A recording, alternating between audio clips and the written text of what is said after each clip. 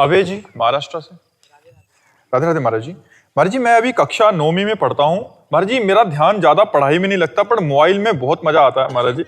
इस मोबाइल से छुटकारा पाने के लिए कोई उपाय है महाराज जी? यार मोबाइल में मजा मत ढूंढो, नहीं तो गड़बड़ हो जाएगा, क्योंकि पढ़ाई में मन नहीं लगेगा। अभी बच्चे हो, गेम खेलना, सीरियल देखना, फिर धीरे धीरे गंदी बातें देखना, फिर गंदे आचरणों में उतर जाना। हमें लगता है मोबाइल में बताया नहीं शुरुआत में कि गुण और दोष परसेंटेज में कम ज्यादा हो सकते, लेकिन सब में है। मोबाइल में गुण है, वो मोबाइल का गुण आपको देखो यमुना किनारे बैठा ले। अगर मोबाइल में आप ना सुने होते हमारा प्रवचन तो आप यहाँ के बैठते क्या? मोबाइल से आप अपनी समस्या का बड़ा से बड़ा समाधान कर सकते हैं।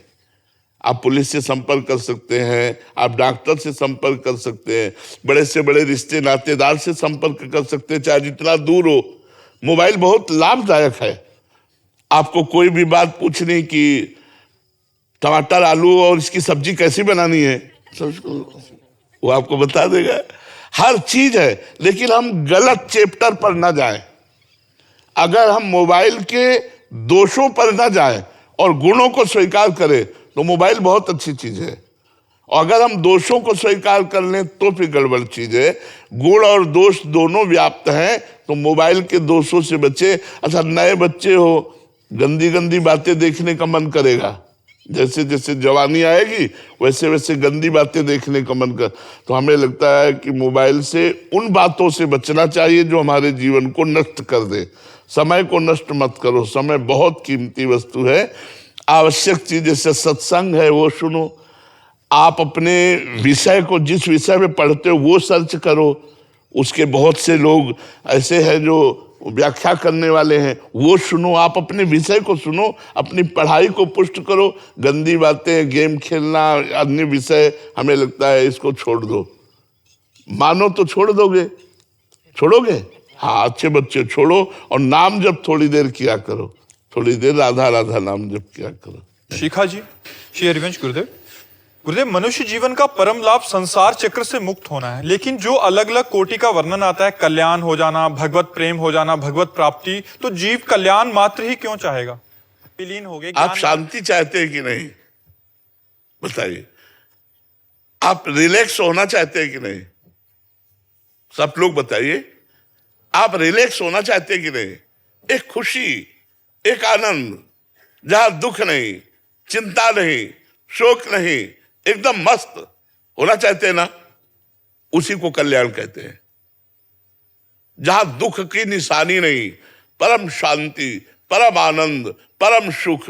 और इसके बाद अब जैसे दास्य भाव, वो भगवान का दास बनेगा।